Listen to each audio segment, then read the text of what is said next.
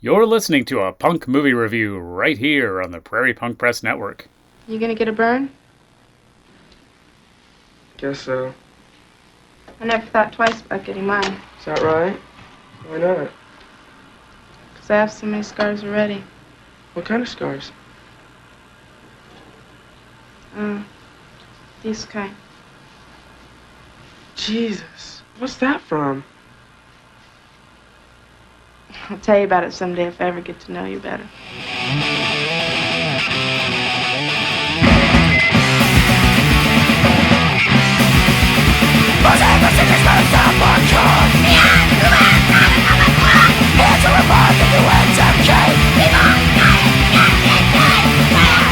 Hi everyone, you're listening to Punk Movie Review. We are on episode 3 of Punk Movie Review. This time we're going to be doing The Other Suburbia, the 1983 Penelope Spheeris film. The synopsis is, when household tensions and a sense of worthlessness overcome Evan, he finds escape when he clings with the orphans of a throwaway society. The runaways hold on to each other like a family until a tragedy tears them apart.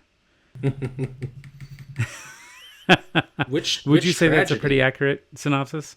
What's that? Which tragedy? There's a lot kind of peppered in there. Yeah. Yeah, there's quite a few. Mm-hmm. Mm-hmm. Yeah. So, we're doing the 1983 Suburbia. I'm Neckbone. Hi, I'm Jerbear. Spoiler alert for a 41-year-old movie about some punk rock kids in LA. Yeah. If you haven't seen it, go watch it before you listen to this podcast, because we're going to spoil all of it. Absolutely. We will give away the twist ending. It's not really much of a twist. And don't accidentally watch the 1996 Richard Linklater Suburbia, which is what happened to both of us back in like 2002 or whenever it was that I worked at a video store. Oh, for you, yeah. I think it was 2000 or 2001 for me. Oh, really? Yeah, it was. Oh. It was my girlfriend at the time and myself. I was like, "Ooh, Suburbia! I'm supposed to watch this." Mm-hmm. Boy, did I watch it 3 times in my life. I am so sorry. I will say this Suburbia, what I will from now on call the Real Suburbia. Mm-hmm. So whenever you hear me say the Real Suburbia, I'm talking about the 1983 Suburbia. Yeah. I definitely would say that this Suburbia is better than the other one. Yeah. How long has it been? When's the last time you saw the Real Suburbia? Last week now. Well, before that. Like 2003 or something like that? Yeah, probably 2001 or 2 for me. It's been a good while. I forgot about some of it, so. Yeah. I forgot about a lot of it. So Penelope Spheeris directed this. She also wrote it. She also, I think, edited it too. And it's produced by Roger Corman. Yeah, I saw that. That was surprised by that. And she wrote this after Decline of Western Civilization 1, right? After hanging out with all the punks in LA. She did that documentary and then decided to make a narrative film about LA punks. All of the cast are all punk rockers that she just found around LA. Yeah, including Flea. Yeah, right. Credited as Mike B. the Flea. Right. And for anyone who doesn't know, because I realize that maybe younger listeners may be lucky enough to not know that much about Red Hot Chili Peppers. But Flea is the bassist for the Red Hot Chili Peppers. Did you know he also played bass in the Circle Jerks for a while? I did not know that. He sure did. Probably around the time they made this movie. Did you know that he is also Australian? Yeah. Well, I know that he was like a military brat and born down there. Or Well, something his dad's Australian. Oh, okay. Or his mom. One of his parents is Maybe not a Australian. But he traveled around a lot. Because I was when I was watching this, I was doing some research about it, and I was like, I need to know more about this Flea character. And yeah, Australia, and then like New Jersey or some shit. Upstate New York. Yeah. All sorts of shit. Yeah, okay. Mm-hmm. Yeah, he was in the Circle Jerks for a little while. That's interesting. I actually did not know that. I'll give my one piece of movie Flea trivia while we're still on the subject, so we don't have to come back to it again. So in the movie Suburbia, there is one of the goofs. For anyone who decided to go ahead and watch this, or has just seen enough to be familiar with it, there's a scene in Jack's car where Jack calls Flea, whose character name is Razzle, accidentally calls him Flea. Mm-hmm. And he says, "I'm Razzle." "Where's the house, Flea?" I think the lead singers are Where's really the house, chicks. please? Hold on, it's coming. It's coming. Come on. Yeah? You've been driving around for Listen to the radio. hours. No, you've had it on for like Days, hours. weeks. my name is years. Rabbit, Come on, man. right up here. Here's the corner. Where are we going? Hold on. And Flea, as Razzle, says, "Over there. Hey, my name's Razzle, man." So Yeah. they got his character name wrong, because I noticed that he called him Flea in the car, and it's like, oh, is that his fucking character's name too? No, it was not. No, and they left it in. I love that. Yeah. That's great. Good job, Penelope Spheeris.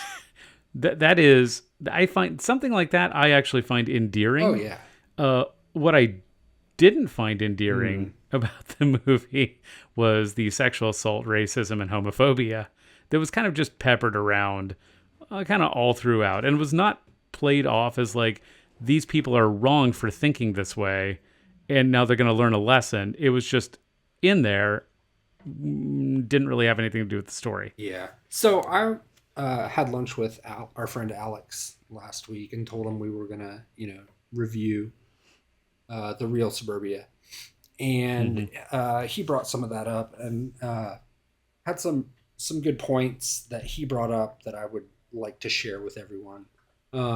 That it's actually like a pretty good mirror for punks of our generation to look back at that scene in the 80s, which really wasn't as inclusive and welcoming of everyone. And like our view of what punk rock was in the 90s isn't what the hardcore scene was in LA back then, because it was very machismo, and it was the 80s, so homophobia was much more rampant, and racism out there was much more prevalent. It's not to say that Black people were a part of the punk community, obviously. Polystyrene, Bad Brains, Pure Hell. There was clearly a connection there, and even on the East Coast, certainly hip hop and punk rock were pretty close. But yeah, I think one of the things that a lot of people forget about California, and in particular Southern California, is it's people have this idea of who lives in California, but you've got places like Orange County, especially Orange County back then, which was kind of being built. There's a lot of conservative mentality out there. You saw that from the townspeople. Yeah. These are the same people who chase us around Kansas. Yeah.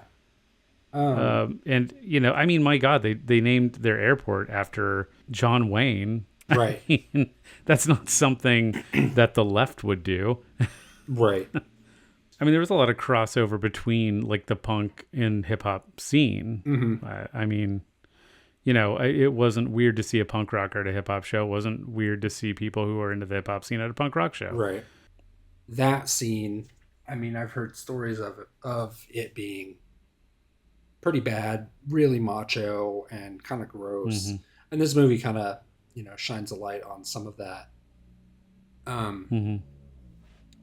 punk scene from back then. So it is interesting to see how punk rock changed and what it has evolved into. But one thing that is consistent is the strong sense of community, because it's a very big part movie and, Mm-hmm. sticking together and helping one another out and, doing what you think is right in regards to how broken society is and not wanting to be a part of that. And I think that's like one of the core tenets of the punk ethos, not just punk rock music, but the punk ethos is that, society is broken and I don't want to be a part of it because it is so broken. And that definitely shows up there. I mean, they live in a squat, you know what I mean? And it was interesting to me how the antagonists in the movie were suburban rednecks. Right. It's really, absolutely. it's really, I didn't remember it being like that. I thought it was yuppies for some reason. And, went back and watched it and they're like suburban rednecks. It was very weird. It's interesting because it does. And, I'm guessing that, it must have been somewhat intentional, but it's a pretty anti-capitalist movie. Yeah, for sure. The whole decaying suburbs, the urban sprawl or suburban sprawl, the townspeople who were, angry rednecks, sure. But the reason they were angry is a lot of them were getting laid off from their factory jobs. It's a nice camper. But if you're so in love with it, why are you selling it? Oh, we don't want to. We've got a lot of money tied up in this. Yeah, we've used it just about every weekend for the last 3 years, but since the layoff, we've had to cut back a little on recreation. Oh, you were with GM. 12 long years. 14 for me. It's a hell of a note. Makes it tough to get out and have a good time when you can't afford the gas. Tell you what, let me think about it. Maybe I'll give you a call. Have a nice day. They were losing. The American dream was slipping away. Right. And they needed somebody to blame. And, those kids presented a good scapegoat. Well, they're the reason why. When, no, they're just living in an abandoned house. Right. Well, and I think that was abandoned because of capitalism. Right. Well, and I think, Penelope Spheeris did a good job of showing what kind of kids got into punk, by and large, people that are left behind, people that are abused, and people that are just disillusioned by the fucking world, and most of our friends were searching for community. Yeah, felt like they didn't belong anywhere until we found punk, and then it was like, oh, this makes sense to me, and these people make sense to me, and so you form a community and a family, and they were, these kids were a family, and they took care of one another as well as they could, and that's that's kind of what we did too. We took care of each other as best we could. We talked about that in one of the first couple episodes of A Prairie Punk House Companion, where we talked about, we didn't fit in anywhere else. So where else were we going to go? And it's kind of icing on the cake that the music was good too. Yeah. But that's initially not what I was looking for. It was just, it just happened that I also liked the music and liked the aesthetic of it as well. But yeah, I was looking for somewhere where I could, just be myself and not have to sit there and constantly code switch. I could just kind of be me and people would accept that. And I think we found that, and it looked like, in this movie, that's what those kids were looking for too. Yeah. The opening scene is something people talk about a lot. And I was, now that I'm a dad, I have a hard time with violence towards children. So I wasn't looking forward to the opening scene at all. I was dreading it. In fact, I put off watching this movie for like an extra week because I didn't know if I could handle that opening scene. So the opening scene, Sheila is running away from home, and she hitchhikes and gets picked up by this mother and her toddler. There's like maybe 18 months, 2 years old, something like that. Right. Who's sitting in the front seat with no car seat. Right. But, It was the 80s. That's beside the point. So, and then the mom stops to make a phone call at a phone booth from a payphone, which no longer in the middle exists. of nowhere. A payphone that is just in a field. Yeah, basically. Which I grew up in the payphone era. Yeah. We're children of the, babies of the 70s. Mm-hmm. So we grew up in the payphone era. I have literally never seen a payphone in the middle of a field before, but I don't know. Yeah, we didn't live in California. Maybe that's a California thing. That's how they roll out there. So the mom is on the phone, and this strange girl that this mother doesn't know is like, here, watch my kid while I'm on the phone. And they're just standing outside of the phone booth instead of waiting in the car, which would maybe be safer, better idea. Right.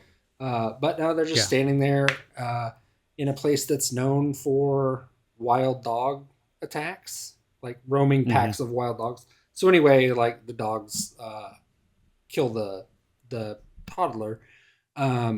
It doesn't look real. It looks like they're playing with the doll. So like there was the shock of it, from what I remember, is not nearly as bad as what I saw when I rewatched it. It's such a unshocking scene that I couldn't believe that I was scared to watch it. I laughed out loud when I actually saw it, because it is so obvious that it's just a doll. Yeah. And like the dog looks like it's playing the same way that my dog plays with toys I give it. Mm-hmm. Like when I'm like playing with him. Yeah. He's like just like playing with this thing. And I'm like, oh, those dogs don't look vicious at all. They don't look vicious like cute little puppers. at all. Right. Like, and in fact, I would guess that the growling was just ADR'd in. Oh yeah. Most of the time. Oh yeah, for sure. Like those dogs are smiling. Like they're just having some of those dogs were making like the same, like showing their teeth that like the same way my dog does when I've got a treat ready for him. Yeah. Like he's like getting ready to eat the treat. And maybe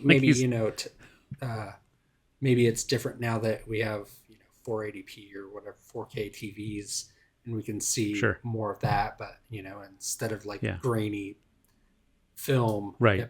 It may have looked more shocking and less dull. Also, the dog, when the dog approaches them, oh God, what's the girl's name?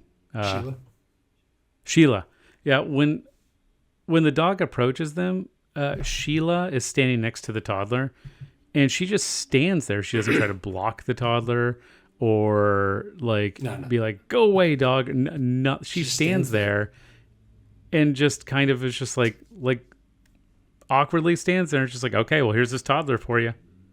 It doesn't make any sense. It is not how normal people behave. Right. Even people who are traumatized would more than likely at least be like, there's this dog growling at your kid. Can your kid just go into the phone booth with you right now? So what's the point of that scene? Is it just show to set up how vicious Southern California right there is. Well, near John Wayne Airport. I mean, they bring up later that there are these roving packs of wild dogs, and Razzle is trying to tame them, and that's really all. He's got a couple of them. The dogs come back throughout the movie, but I mean, you could set that up without killing a baby, right? I mean, it's probably for shock value. It is. Like, here's this movie is going to be edgy. Check it out. We killed a baby. Right. That's so in the first 5 seconds, this movie's not fucking around. Man. this movie's going to blow your fucking mind. Yeah, it is a hilariously shot scene. The dog does not really look vicious, and you can tell it's a doll. It doesn't make sense the way that people are like moving and behaving. Yeah. And I realize that the director didn't use any. I don't think she used any real actors. I think there's 2 professional actors. Chris Peterson. I don't know if he was before, but he went on to be in Point Break and some other stuff. And, nice. I don't remember who else. There's, I think Bill Coyne went on to be in some other stuff too, and then retired from acting. And he played Evan. Okay. Chris Peterson All right. was Jack Diddley. Mm-hmm. His dad was the cop, which is a bummer. Or his stepdad is a cop, which is a bummer. He's also black. Oh man! Right, that line, I did not remember that line. So if I remember right, the line is, "My stepdad's a cop," and then the other guy goes, "Oh, that sucks," and he goes, "But what's worse is he's black," and I'm like, "Wait, that's worse?" Keep going, fuckers. My old man's a cop. Well, my stepdad. My real father ate in Vietnam. My mom got married again. God, your stepdad's a cop. Yeah, that's not the worst of it, though. It's black. Black cop. What a drag. It's terrible. Him being It's fucking a terrible. cop? Like, I feel like him being a cop is one of the worst things. Yeah. Like, the only way you could get worse than that is if you're like, my dad's a Nazi. Right. I don't think it gets And much he's worse. black.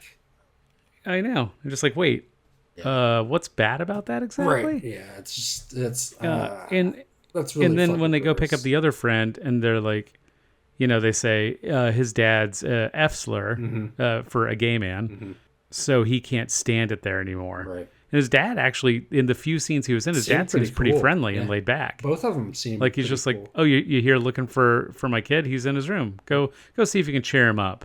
Yeah. And you're like, why is it difficult to live with this guy? He seems like a joy. Yeah. And I think that guy is the bass player for U.S. Bombs with Dwayne Peters, who is a huge fucking shitbag now. Maybe because of all the traumatic brain injuries that he's had, but he's like a huge Trump supporter. And To support somebody like Donald Trump or the Republican Party in 2024 is the most un-punk thing they can probably do. Yeah. Besides wearing swastika armbands, I'm looking at you, Sex Pistols. I mean, I even question like punks that proudly support Democrats. Anyway, so after they kill the baby, it cuts. There's the opening scene or whatever, and then they're at a show. Who's the band playing that first show? DI. DI is the first band that plays. Sweet. And that's where the first sexual assault happens. Yes. And one of the punk rockers hits on what I guess is like a poser, maybe? Or I mean, I feel like she's just like a preppy who just went to a show because she just wanted to go watch some music, or maybe she is even like, I mean, she's obviously young. She probably, I mean, we had a lot of like preppies who'd show up to our shows who are just like, I just like this music, but my parents make me wear this. Shit like that happened all the time in the scene. Baby punks, maybe like they're maybe thinking about just dipping their toe in. Dipping their toe and getting involved in the scene, but it probably doesn't help if you sexually assault them at their first show. So the one guy, is he one of the main characters? No, he was just some random guy. He hits on her and she rejects him, and so he insults her and then rips her clothes off, and then there's a pit around her, and all of the punks that are not all the punks there, but a good number of the punks there like toss her around and continue taking off her clothes, and it's really gross, and it serves a purpose later in the movie, but it's really stupid, and it's a bit shocking coming from a female filmmaker. I don't find that scene to be necessary. No. At all. I think I'd like to fuck your brains out. What? I said I think I'd like to fuck your brains out. Oh, you would, huh? Yeah, but it doesn't look like you have any.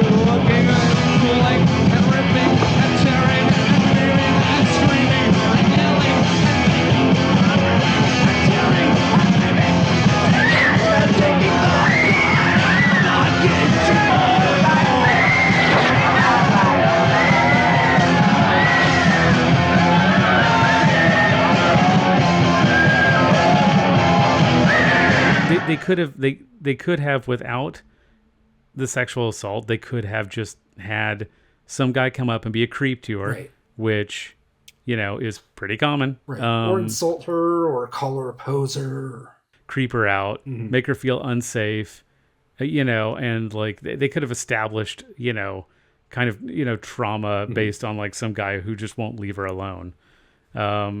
They didn't need to actually sexually assault her. And that part of the trailer, because I asked my wife if she wanted to watch this one with me, and she watched the trailer, and that part of the trailer, she was like, nope, I'm out. I didn't know. I was That. like, I didn't "All realize that was in the trailer. That's a bold move. That was a bold move to put that in the trailer. Yep. Yeah, it's and really gross. I was like, I don't even remember that scene. And then there's a lot of other shit in there too. But yeah, and then I told her, I said, yeah, this is the Suburbia that's directed and written by a woman too. Yeah, it's really unnecessary. It doesn't move the plot forward at all. They use it as a plot device later in the movie. It's completely unnecessary. You could do the same thing without having a violent sexual assault in your film. It's just gross. I think the early 80s LA punk rock scene, I think it just is unfamiliar to us because it's, and we've both, listened to and read interviews and read biographies and autobiographies, and stuff from punks who were part of that scene. And it's like, that just seems to be par for the course. Right. Of that whole Southern California, and I know one of the guys from a JFA, and like, yeah, he was like, the LA scene was pretty rough. Yeah. So that kind of, it is an accurate depiction. Yeah, I'm sure it is. It's fucking gross. I don't think it needed to be in the movie. I think you could still have the movie be pretty gritty and dark without, start. And that's pretty early in the film. That's in the first like 15 minutes, I want to say. Yeah, it's right after. It's basically there's the opening scene with the baby that dies. There's the credits where they're walking down the street, and then it immediately goes to that show, and that happens. It's like 5 minutes in the movie, 10 minutes in the movie tops. It's like right at the beginning, and then after that is when we meet the cast of characters. Aside from Sheila, we met her obviously hitchhiking. The first character we meet from our main group, Evan. So yeah, Evan is the first one we meet. He's got kind of a rough home. He has a little brother, and his mom comes in, takes the bottle of vodka out of the oven, which I guess is a thing that they do.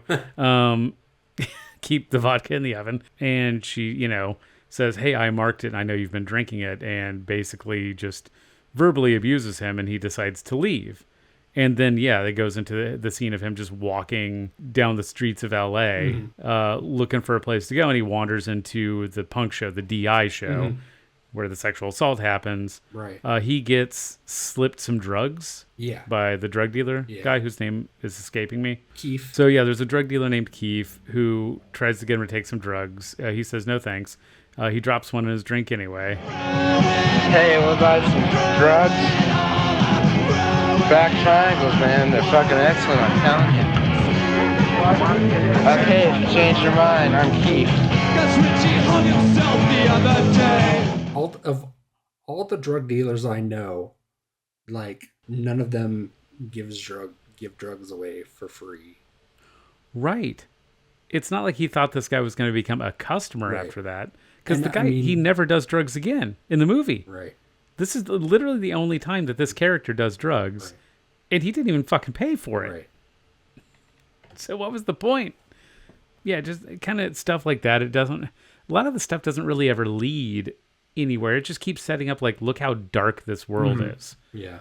Okay. And got it. Scary and edgy. And he ends up making friends with Jack Diddley. And I would argue that even though Evan is the first character we follow in the movie, he's not the main character. In fact, I would argue there isn't a main character.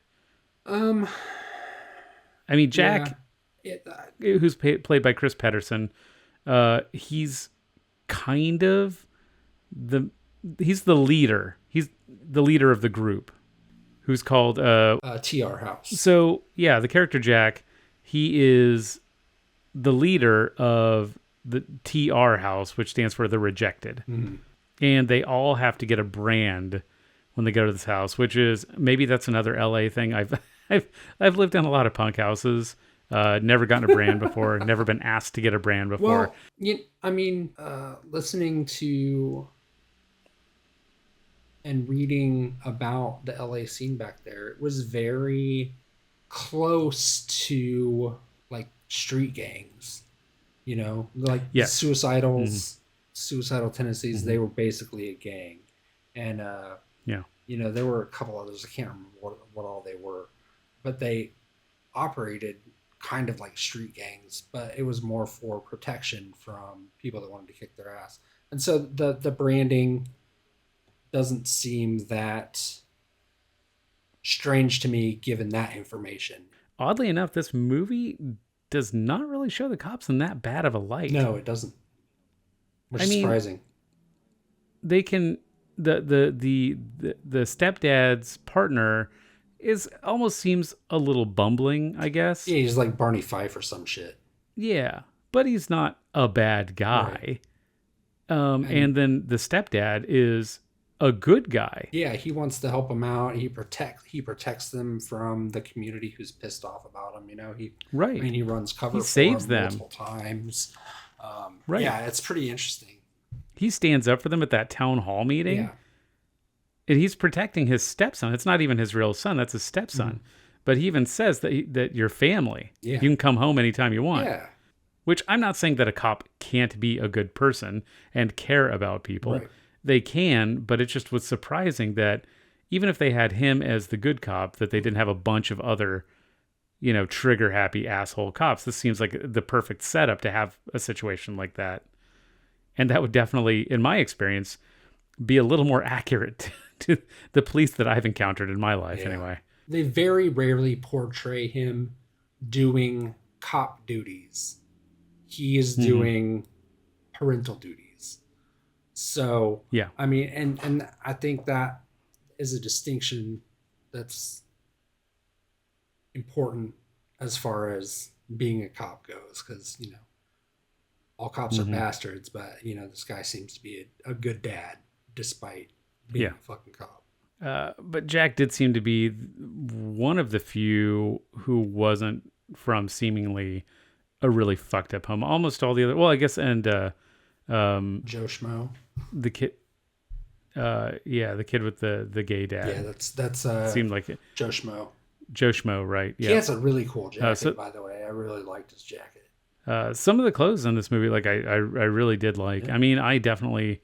I had that period too where I would wear like a lot of military surplus and just kind of like punk it up. Yeah. But yeah, the wardrobe in this movie, and it makes sense because these are actual punk rockers. So they were just wearing their clothes, presumably. So back to the branding. Who was it that didn't want to get branded? Was that was Joe Schmo. Okay. Yeah. Right. Because you would think it would be Evan because he was kind of the doe-eyed, innocent kid, but no, he was like, yeah, no, I'll fucking do it. Yeah, give me the brand. Joe Schmo was the one who was like, nah, that's kind of weird for me. I'm gonna go home. What's a bird? Nobody's supposed to stay here unless they get a bird. See, it's kind of nice. Comes out like this. Jesus, that could be there all your life. Well, that's the idea. See, if we didn't do that, we'd have all kinds of flakes hanging around. Yeah, well, this may be a stupid question, but what does it stand for anyways? Stands for the Rejected. Sounds really stupid to me. Yeah, well, stupid or not, I don't have anywhere else to go. It's like some kind of ridiculous initiation or something. So I'm leaving. Right, that's and right. Then he went home and he was his unhappy dad, about his... And his dad's boyfriend were just passed out naked in the living room with the curtains open and the light on. And I'm like, who fucking does that? If somebody is going to look in my windows at night, I may as well give them a show. You know what I mean? Right. Like, I don't want to disappoint. If you're taking the time and energy to look in my window, I will give you something to look at. He just walked by, looked in the window, and was like, nope, and left. Don't know if you noticed this. But Joe Schmo in his bedroom had a Decline of Western Civilization poster. He did. I saw So that. shameless self-plug. Yeah, it was good. Mm-hmm. There were, speaking of just little Easter eggs, there was lots of crass graffiti, which I am a big fan of. That was pretty cool. Yep. So did he wind up getting the brand? Yep. He ended up just being like, fuck it. And Sheila did pretty quickly too. Uh-huh. And so what happened after that? So they actually do go land pirating. Uh-huh. They go and look for open garages, run up in there and steal whatever like foodstuffs. You know, a lot of people in the suburbs have refrigerators in their garage that have like, and deep freezers and stuff that have lots of like, you know, stock up on just, you know, lots of food. So they're running in there and taking everything they can carry, which is pretty fucking awesome, actually. It's better than eating out of dumpsters. I wish I would have thought of that when I was eating out of dumpsters. So. Also, I am a little disappointed that they, as far as I can remember anyway, they didn't show them stealing from, I guess Walmart wasn't really a thing yet. Right. I mean, it was. At least not in any real sense. Yeah.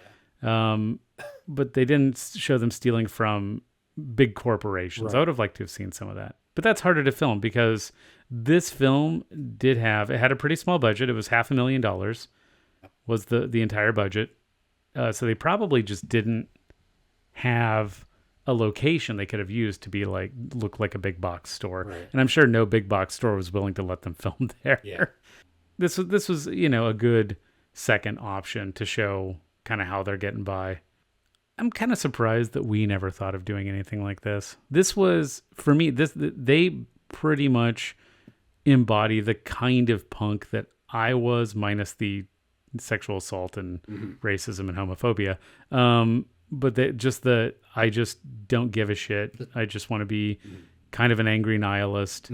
I don't really give a shit about politics. I mean, I was very, as we've discussed on our other podcast, very anti-political when I was, you know, a baby punk. Yeah. I was just like, I'm sick of people talking about politics. I don't want to mix politics in my punk rock, which is a weird thought to have looking back on it now. And I mean, in the 90s, that made sense, especially with how punk rock had just blown up again, you know, because of Green Day and everything. So a lot of people just getting into it and not knowing the political aspects of it. The house that they live in is abandoned. That whole neighborhood is abandoned because they're going to put in a highway. An interstate. Which interstate is it? I don't I-5? remember. It might be I-5. But I do know in the trivia, the interstate took so long to construct because they actually were building an interstate on that spot. That part was real. And they did. And the interstate that they built took so long to build that it was also the same unfinished interstate from the movie Speed. Yeah, that's right. So the movie Speed was shot right above where Suburbia was shot. Yeah. So also Sandra Bullock makes a cameo in Suburbia. She does not. Yeah, TSOL is the next band who plays. Yeah, it's just not a lot happens at this point. You know, they go to the show. The Rednecks, they leave the show and get in a fight with some jocks that drive by in a car, and they like throw a can and hit Joe Schmo, and they get in a fight in somebody's yard, and then the cops are coming and they run back to the show. And those frat boys or jocks or whatever come into the show and stab somebody and kill them. Not knowing who it was, just knew that it was a punker from the punk show. And they stabbed the guy they stabbed was like an employee of the venue. Yeah, he was the bouncer or something, I don't know. Yeah. And so the cops all come and everybody has to run away, and they're asking about TR, so they all take their patches and stuff off. And So yeah, they have a scene at the community meeting. I think that's after the stabbing because I think they mention it in the community meeting that like, someone was stabbed at one of their shows. Yeah. Also, the shows really obviously take place in LA and this is way out in the suburbs. So I don't know why these all kind of get shown as the same world. Also, that cop of that small town in random place in Southern California would have zero jurisdiction in Los Angeles. Right. None. Like police are employed by the city or municipality they're in, and they can't just go be a cop all over the country. It seems like he's like a municipal cop, though. It seems like he's a cop for whatever fake-ass town they've decided that is. Mm-hmm. I mean, they probably just didn't put that much thought into it. They're like, whatever, he's a cop, and he's going to be wherever the fuck we need him to be, because it's a $500,000 movie. So what's next? Is that when... Oh... The little brother comes to stay. Yeah. Evan's little brother comes to stay with him from the little brother from the beginning of the movie. Right, yeah. So their mom gets arrested and he is at the neighbor's house and Evan just goes and picks him up. Yeah. And he just walks out of the neighbor's house and the neighbor's like, all right, bye. Yeah. Not even questioning it. Like, okay, well, see you later. Yeah. And his name is Ethan. They give little Ethan a mohawk, and he's adorable. He looks pretty badass, actually. Yeah. And so is that the next show? Is that they go to the TSOL show? Next, is that right? I think he comes to live with them after the TSOL show. Then the final show is the Vandals. Right. So before. Yeah. So okay, the TSOL show, and then Ethan comes and lives with them. They go to the Vandals show, which I gotta say I miss the original Vandals singer. I think they would be a much different band if they had still had him. So the show they play Pat Brown, which is fun. I love that song. And then so they go home, and is that when the rednecks find out where they live? The stepdad comes to the squat after the city meeting. Yeah.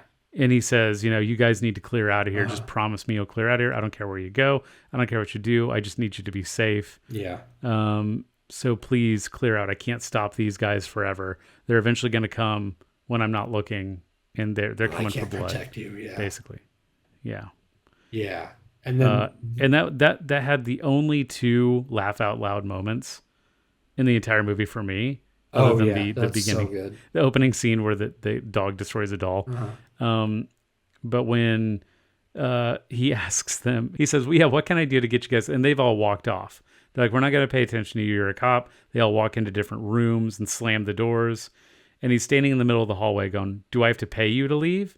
And right then all the doors open. And there's even a kid who like comes down from the ceiling. It's so funny. Look, you're going to have to listen up sooner or later. I'm not leaving until you do. What do I have to do, for Christ's sakes? Pay you? He asked them, what do you guys do for money? And he goes, get paid off by cops. Yeah. that was also my second actual, like, that's a funny line. I like that. Yeah. Yeah, and then, they agree to move out because, it's getting kind of intense. Somebody got killed and shit. So, then two of the rednecks come and break into the house and find Sheila and rip her shirt off and toss her around and make veiled threats to everybody about getting out of there, which causes Sheila, who has trauma from her dad abusing her, to intentionally overdose on Keith's stash. Yes. Yes. And and she does not survive. Right. Yeah. So, it cuts to, there's that horrible scene and it cuts to the next morning and Keith is looking for a stash and can't find it, and everybody's just like giving him shit about how he probably just did it all and he's a burnout. blah, blah, blah, blah, blah. And then they find Sheila, who is dating Joe Schmo. They're together and in love. And they find her body, and everybody is super fucking pissed and really, really mean to Keith.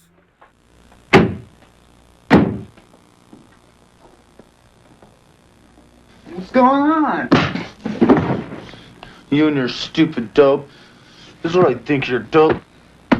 What are you doing?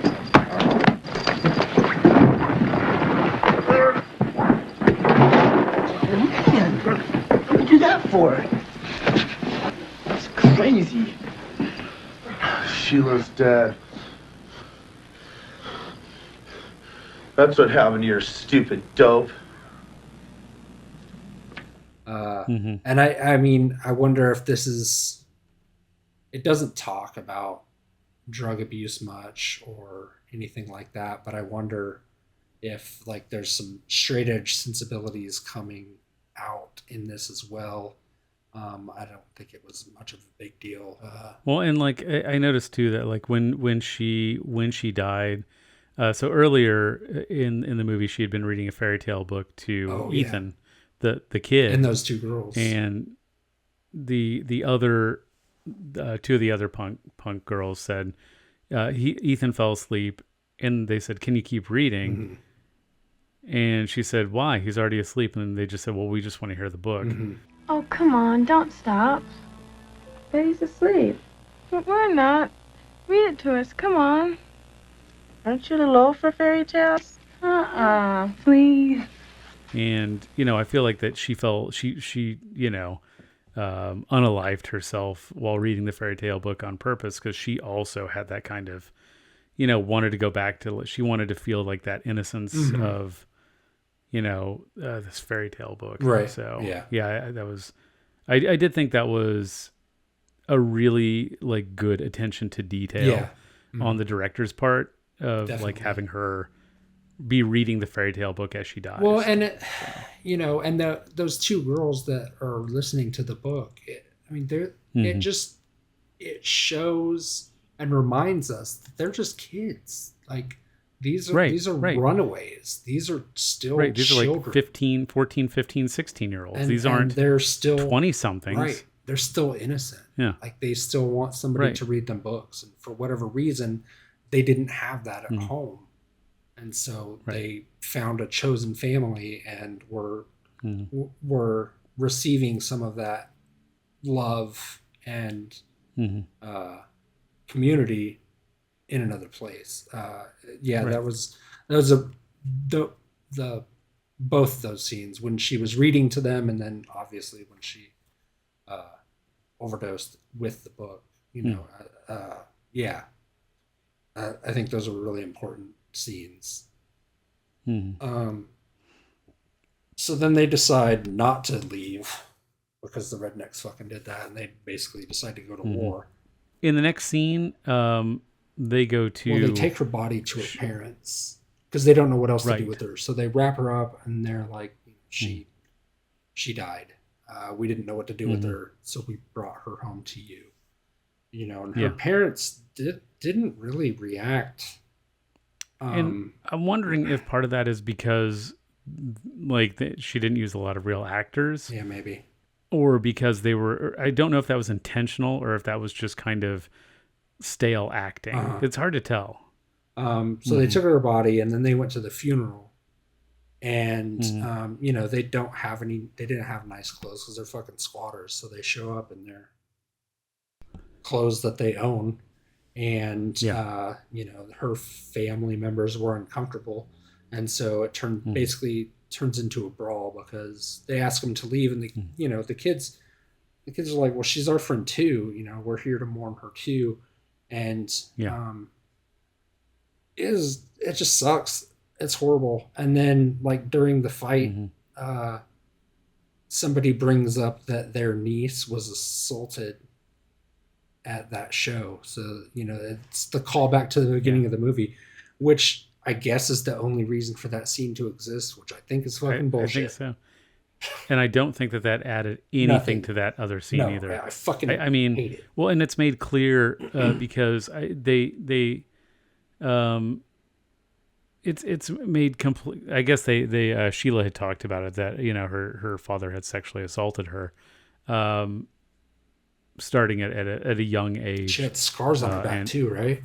From she where had he scars beat on her. her back, so he would, I guess, become aroused and would blame her for it, and then would beat her. Yeah, it was pretty detailed. It was pretty detailed. They really set the scene out, and I don't know if that is maybe if the director had known somebody who had that specific experience. It seemed very specific. Yeah, I think he was crazy.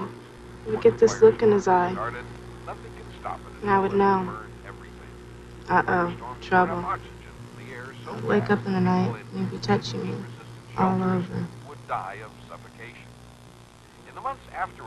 He'd get all turned on, And then instead of actually raping me, I think he'd stop himself by beating me up. Does that make any sense? But they make it, very clear that they know what her dad did at the funeral, because they call him out on it. If it weren't for you, she'd probably still be alive. No, asshole. If it wasn't for you, she'd still be alive. Don't you say that. You don't know anything about us. Yes, I do. Sheila told me all about you. She told me how you couldn't keep your hands off her. You shut up! You molested your own daughter, you scumbag. And then you beat her. She showed me the scars. You're a fucking asshole, you know that? And then get kicked out of the funeral home in the next, at the next scene. And then they're back at their squat, and it cuts to the rednecks at the strip club. And wow, strip clubs in the 80s sure were different. Because they hate these kids so much, but one of the things that they don't really seem to understand is they look at these kids. They don't see them as kids. They see them as a threat. They see them as near peers who are a threat to them, when these are kids that, them as being the same generation as those kids' parents is the generation who fucking utterly failed these kids. Yeah, exactly. So completely. Yeah. They on the one hand are also losing their jobs in their world, but they have created a world that is a living hell for these kids. Yep. They can't see beyond their own anger.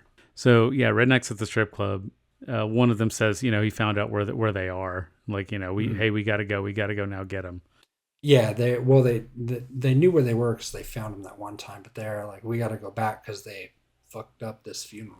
Can you imagine how that girl's mother felt? Her only daughter up there in a box, and those son of a bitches come in, wreck the place, and then brutalize the family? Unbelievable. I mean, I'm not religious, but if you ask me, that's downright sinful. We're gonna have to go back out there. That's what I was thinking. So they go back there. It was called the Kit Kat Club. That's the name of the club. Nice. Yeah. I don't know if it's real. Somebody look that up. So they bust into their squat, and the kids kick their asses. Razzle sixes dogs on them, and they run away, or they drive away, and we think they're done.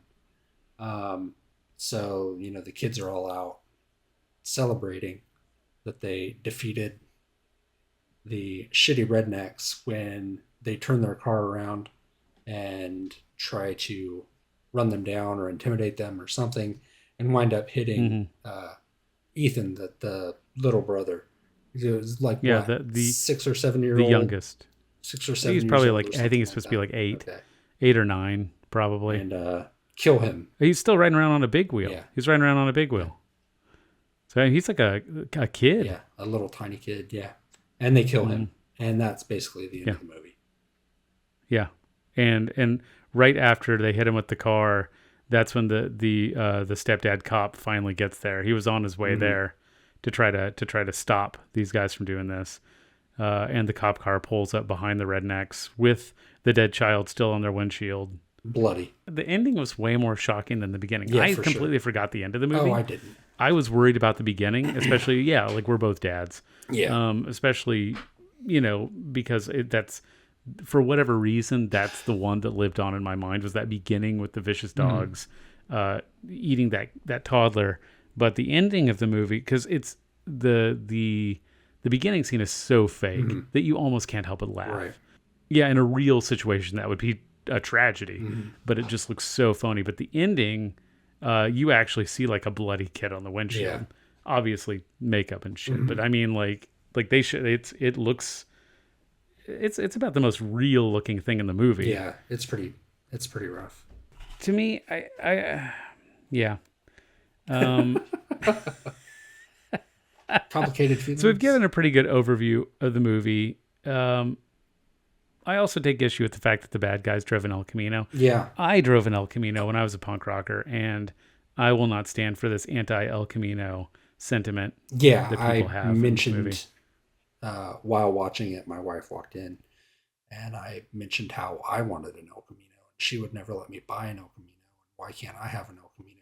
In my El Camino, I had a Mohawk when I drove it, so I had to tilt my head to the side because El Caminos have low roofs, and drive like that. Yeah. So it was worth it though, man. For sure. Like, you got to make sacrifices when you got an El Camino. Did your El Camino have a name? I think I just called it Rusty because it was rusted out of shit. It's a good name for an El Camino. So we like to do, in every episode, we like to do positives and negatives of every movie, whether we like it or not. We like to find the good things, and if we don't like it, find what's good about it. Even if we do like it, figure out what's bad about it. Nothing's perfect. So what are the negatives? What are 3 negatives you'd give this movie?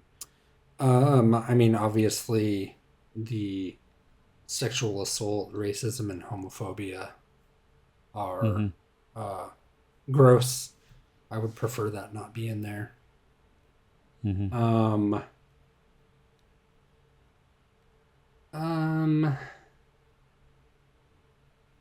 want to say something about the acting, but I almost think it's charming. So I'm not going to. Agree. I think it bothered me at first, but after I kind of got used to it, I thought, it's actually, it's not that bad. It works for this movie. I would, I don't know. I mean, the only thing that really bugs me about it is the racism and homophobia and misogyny. The sexual assaults are really unnecessary, and it's just cruel as a plot device, and I don't think it's necessary. Maybe I would like to see more shows, more bands playing. Yeah, I agree. I did like. I guess I'll get into this in my positive, but I did like that they had the bands in there, and I thought that was good that they actually filmed at actual punk shows. And presumably all the extras were people who were just at the show. So that was pretty cool. But I guess I'll give my negatives, and then you can give your positives. So I agree. I originally, because I started putting down negatives and positives right when I started the movie, and I originally put the bad acting. But yeah, I agree. That's actually not. It doesn't bother me that much, and I kind of like that it was not a bad thing that they used real punk rockers, and that there was some kind of authenticity to the movie. Then it does make it kind of a little more DIY. But yeah, the negatives for me, one, the unnecessary racism, homophobia, and sexual assault and misogyny. And it just kind of felt out of place in a movie about a bunch of fucking punk rockers. Right. I almost expected one of them to suddenly have a microphone in his hand with a brick wall behind him, and Take my wife, ill-fitting please. suit. I was just like, what is this doing? That was the same scene where they way overdid the guess what chicken butt. Yeah, that was bad. Hey, guess what? What? Chicken butt. Which is another. I'll add that to this too. Of just good call. Guess what chicken butt, and they're all laughing their asses off, and I'm just thinking, what drugs are they on that has made this joke this fucking funny? Because it just looks like they're drinking. So. But that also is part of that, they're 14, 15 years old. I was known to say, guess what chicken butt, like every now and again, but not repeatedly for 5 minutes. Right. know? And they laugh every time they say it. They laugh as if it's the first time they've ever heard it. Now, even though they just heard it a minute before. Guess how, on the other hand, I love to say, because then I get to say chicken cow and then sing the Wesley Willis song, Chicken Cow. Yeah. So we'll bite you in the face and stab you in the ass. Which is way better than the joke. Anything by Wesley Willis is way better than that. Yeah. It can rip your head off. It can fly as high as a bird. It can bite your face. The chicken cow. The chicken cow. Another negative for me was, the kind of plot devices that never went anywhere or were unnecessary. Like, even if they did go somewhere, it still didn't really add anything. Like the opening scene, sexual assault, the whole, my stepdad's a black cop. The cop thing came into play, but the black thing, he could have just been black and it didn't need to be mentioned. Right. Like, we know it's a stepdad. Right. We're not being like, hey, how the hell is his stepdad black and he's white? Like, that's not something that people, I don't know. It was the 80s. Maybe it was less common. Yeah, but, I don't know. I mean, it's unnecessary. Yeah. And the homophobia and the plot devices that never went anywhere. They would set something up to be a major plot device later, and then it just would end up being just like a one-off line, and you're like, okay, well, I guess they technically tied it back in. Right. That, kind of like half-assed Chekhov's gun. Right. Yeah, kind like of very thing where it's like, loosely. we're just going to show you this thing and then mention it. Would be like, if they showed Chekhov's gun above the fireplace and then later on just re-mention the same gun. Right. Like, okay, you're tying it back in, sure, but the gun didn't go off. Hey, so I have a gun over the point? fireplace. Did you know that? Right. It just didn't. So for me, that was that and the cheesy special effects. And I get they were on a budget, but their $500,000 budget is $1.6 million today. So technically, that's still their budget was higher than the 1996 Suburbia budget, which was $657,000, which would be $1.3 million today. So they had a higher budget than the 1996 Suburbia. To be fair, it's more bang for your buck because it's a much better movie. It is a way better movie. I'm not even saying it's that good. It's just that much better. What are some positives you'd give this movie? I mean, that obviously that they used real punk rockers, and that they had real punk bands play shows and they recorded the shows. I also think that it's a pretty good representation of what it was like to be an outcast punk rocker in a suburban area. I mean, granted, none of our friends got killed by rednecks or anything like that, but we were targeted for sure for being different and weird, and we had very strong community ties with one another, and were basically a family for all those years running around fucking shit up. It was very realistic, aside from some of the more outlandish shit like the toddler getting eaten by a dog and stuff. I mean, that's kind of goofy, but the everyday lives of those kids was very similar and relatable to what we did in 95, 96, 97, 2000. It's very, very similar. Very realistic. I think it was a good portrayal of punk kids. I definitely and I know you have too, I've felt unsafe definitely by rednecks just driving by. Oh yeah. And shouting things and sometimes even pulling over, and I don't know, we've talked about this on the podcast before, but I've had people get out of the truck and straight up punch me because I flipped them off. I've had stuff when they thrown screamed at me. F slurs at me, and all I did was flip them off, and they stopped and kicked my ass for it. And it was just outnumbered, who just wanted to pick on some guy walking down the street minding his own business. And, you know, eventually we're going to cover the movie Bomb City, which emotionally, I don't think I'm looking forward to, if I'm being completely honest. Yeah. It's a good movie. But yeah, that stuff didn't just happen in California. You know, Bomb City takes place in Texas. It happened in Kansas. It happened, I'm guessing, you know, probably in Minnesota, Illinois, New York. I mean, it happened everywhere. Yeah. Well, I mean, Matthew Shepard wasn't a punk rocker, but he was still victimized by shitty fucking rednecks, you know, just because, I mean, anybody that was different or weird was victimized by people in the 90s, 80s, 90s. I mean, forever really, but you know what we're talking about is mostly the 90s. I mean, Matthew Shepard was what, 96, something like that. Something like that. I don't know. Yeah, and you know, Bomb City is about a biopic about a punk rocker that got killed in Amarillo, Texas, by a fucking jock who got off basically scot-free. Yeah. So yeah, it's just very realistic. You know, I like the music and the scene stuff and the history of it. I mean, it's a punk rock classic. You know? It didn't hold up quite as strongly as I thought it would, but it's still overall, it's still like a good movie, and it's a punk rock classic for a reason. You know, and I think.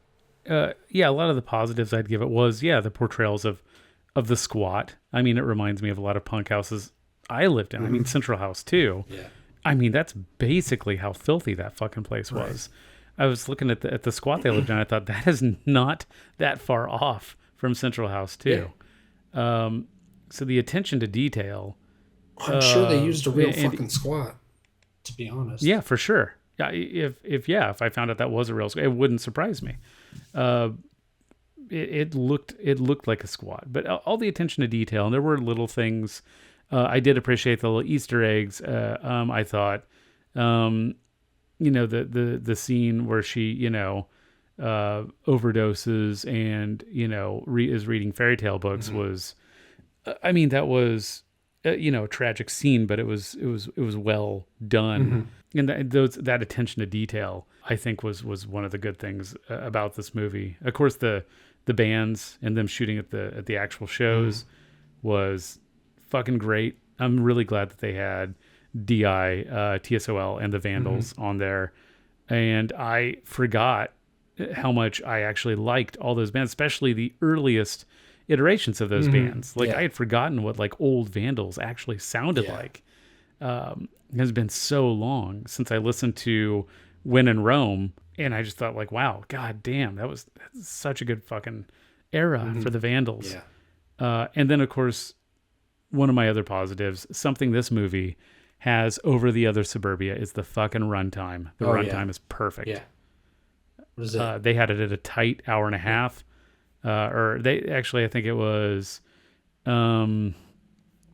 maybe a little over an hour and a half, but not much. It was pretty. It hit the beats where it was supposed to and kept moving. It didn't feel like it dragged on like the other Suburbia did. Right. And there wasn't any point, unlike the other Suburbia, where I thought like, fuck, is this movie still going? Like, you know, I'd pause and go do something, and I'd be like, oh man, this movie's moving right along. I only got like, 30 minutes left in this thing.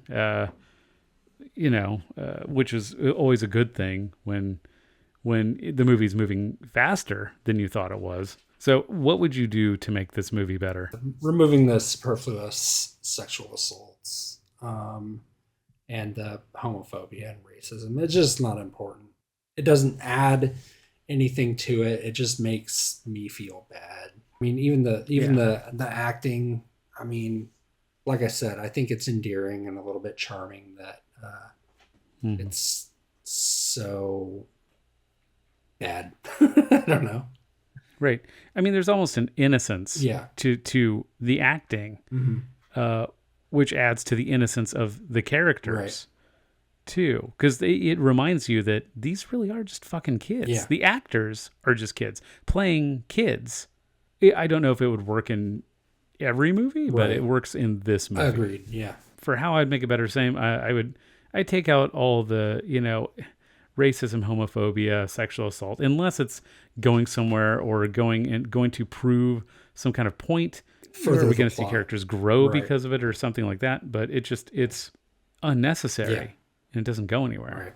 Right. And I think I would add more music. I want to see more shows. And I realize it's not a documentary. Right. I get that, but where's the germs? Where's the circle jerks? Where's Black Flag? Right. I would have loved to have seen more bands from the time. And it sounds like we're like, maybe talking shit, but Penelope Spheeris really had mostly done like documentary type stuff before then. So this is kind of her starting to do more scripted material. She does go on to write a lot more movies. So before this, she'd done a couple other feature films that I personally have not seen, and they don't have pages anywhere.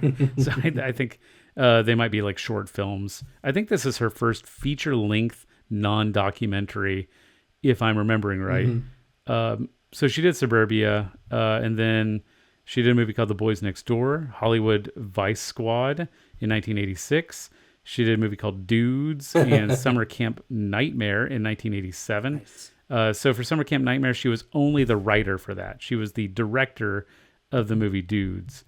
And then after that, she got her biggest movie to date, which was a movie called Wayne's World. Anyone familiar with the Saturday Night Live sketch starring Mike Myers and Dana Carvey probably knows what Wayne's World is, or maybe you just know it from the movie.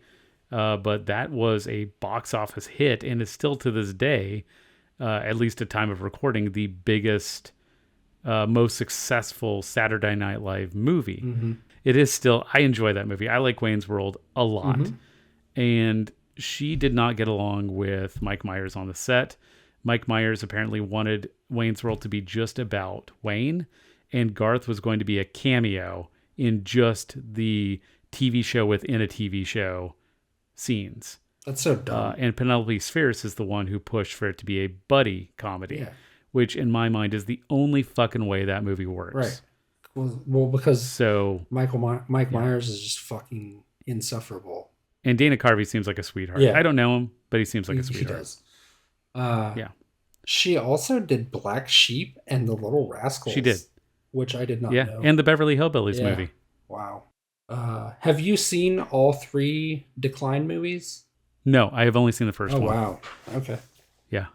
So I got some catching up to do. The third one is upsetting. Should we do, well, I know the second one was metal, so not technically a punk movie. Right. But should we do Decline 1 and 3? Or just the first one, do you think? Oh, we should do both. Okay. Yeah. Let's do it. So yeah, for her documentary, she, like you said, she did the Decline of Western Civilizations 1, 2, and 3 in 1981, 1988, and then the third one was in 1998. She did a documentary called Thunder and Mud, Banned in the USA, Holly Weird, and We Sold Our Souls for Rock and Roll. So she's kind of she has a lot of different credits and even has some acting credits. She directed some music videos in the 80s, including 2 from Megadeth. Nice. The conservative Christian band Megadeth. Never would have guessed when I was in middle school that Megadeth was going to go in that direction. Yeah. Seems strange for a band called Megadeth to kind of go in that direction. But hey, this movie to me, I enjoyed it, and it's on the verge of being like a really good movie. It's so close. And I think with a few changes, it really could have been phenomenal. Yeah, agreed. But I guess now it's time for our rating system. And like I always say, we have 2 rating systems. We judge movies based on how punk they are. Is it a poser movie, a punk 'em or rocker movie, or an upper crust movie? Upper crust being the highest and poser being the lowest. And then we also have a good to bad scale, which what should we use as a metric this time? We change it every time. How about Wild Dogs? 7. 7 Wild Dogs. I love it. I'm going to rate this a punk em rock movie and not upper crust. It's almost upper crust, but it's not very punk rock to be racist and homophobic. You bastard, I should have gone first because I'm also giving it a punk em rocker for the exact same fucking reasons. It would have been upper crust because, man, they live at a squat. Yeah. It is fucking accurate. They used real punk rockers, but it is not punk to be fucking racist, sexist, homophobic, and participate in sexual assault. Right. Not fucking punk. Yeah. So it gets punk em rocker for the squat and the music. All right. Out of 7 stray dogs, you know what? I'm going to be generous. I'm right on the line. But I'm going to go ahead and give it a 5. I'm going to give it a 5 stray dogs out of 7. I almost gave it a 4 because of all the previously mentioned sexism, racism, and homophobia. But I think if you subtracted that from the movie, it would be a solid fucking movie. And I enjoyed the shit out of everything but those parts. Yeah, I was gonna give it 5 stray dogs as well. Nice. 5 out of 7. So we're in agreement on both ratings on this one. Yeah. It's a good movie. I love it. Still, it's problematic. It's troublesome. Some parts of it are really gross, but it's also a punk rock classic, and I just can't not enjoy it. Oh, I have one correction, or addition, I should say, to last episode, the 1996 Suburbia. So, as we were discussing, Tim is coded as having PTSD, and we were trying to figure out when Camp Lemonnier became a base used by the United States Navy, which is the only permanent, underline the word permanent, military installation, U.S. military installation in a third world country. So it became a permanent military installation in 2002. Yeah. Well after he would have been back. Yep. True that. So he can't even use the excuse that he was there. Nope. Fuck that guy. So it, like a lot of other military installations, is a post 9/11 reaction. Yeah. All right. What movie are we gonna do next? Oh, The Day the Country Died. A history of anarcho-punk in the UK, or something like that. Sweet. Yeah. That's gonna be fun. Because the anarcho scene in the UK in the 80s is one of my favorites. Yeah. Of all and time. I'm excited to do something from the UK. Yeah. Everything we've done so far has been pretty American based. Yeah. But the UK, I think, is pretty well known for having a pretty vibrant punk scene. Yes. And if you don't know that, then there's a list of bands we need to get to. Right. Yeah, I'm really looking forward to doing that one. There unfortunately is, at least as far as I can tell, no trailer for it. No. So I can't play the trailer at the end, but I will play a few clips at the end of this episode as a little teaser for the next one. This one is, I have a feeling, I have not watched it. I have a feeling it is super DIY. Like probably even more so than the Outhouse one. I have watched it at least once.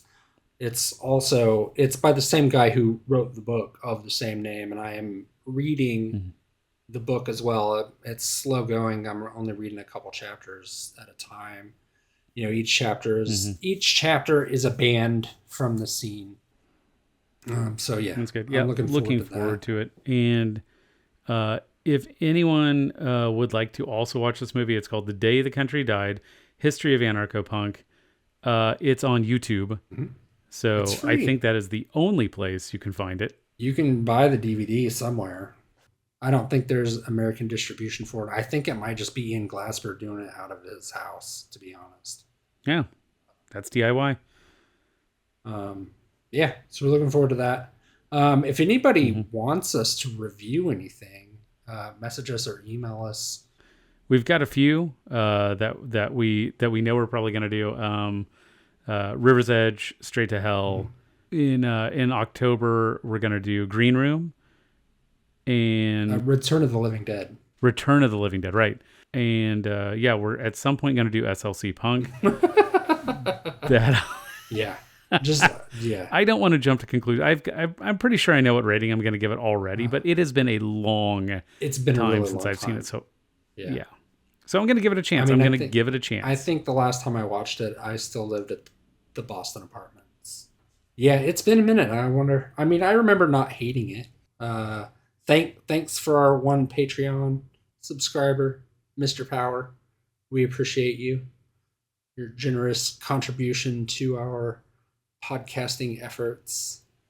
Find us on all our socials if you want. Yeah. And visit our website at www.prairiepunkpress.com. You can find all the links there, all of our socials, and links to our Patreon page, to our Coffee page, our YouTube page, pretty much everything you can find from the website. And yeah, don't forget to like, subscribe, leave a comment, do spread the word and, donate that way if you can't afford to donate financially.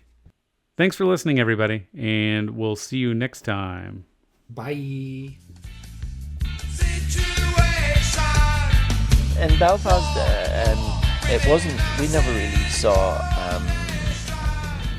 anarcho-punk. We never defined it as that. It was kind of anarchism, and punk was just a kind of cultural process attached to it. It kind of solidified much more around playing songs, and I started to write songs quite seriously at that point. And the songs I was writing, were kind of, affected by our environment and by all the other things that was, by that time the whole sort of like punk thing had taken off, and I mean, I never regarded myself as a punk, really.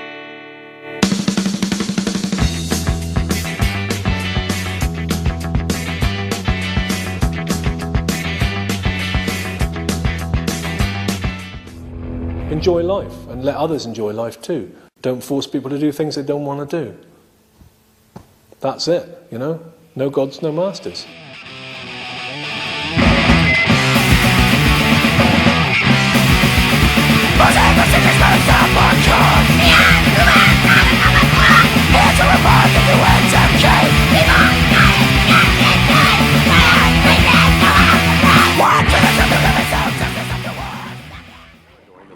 What? Freeway at or near the speed of traffic. Not merging with freeway traffic. Stop thinking, bud. Freeway traffic.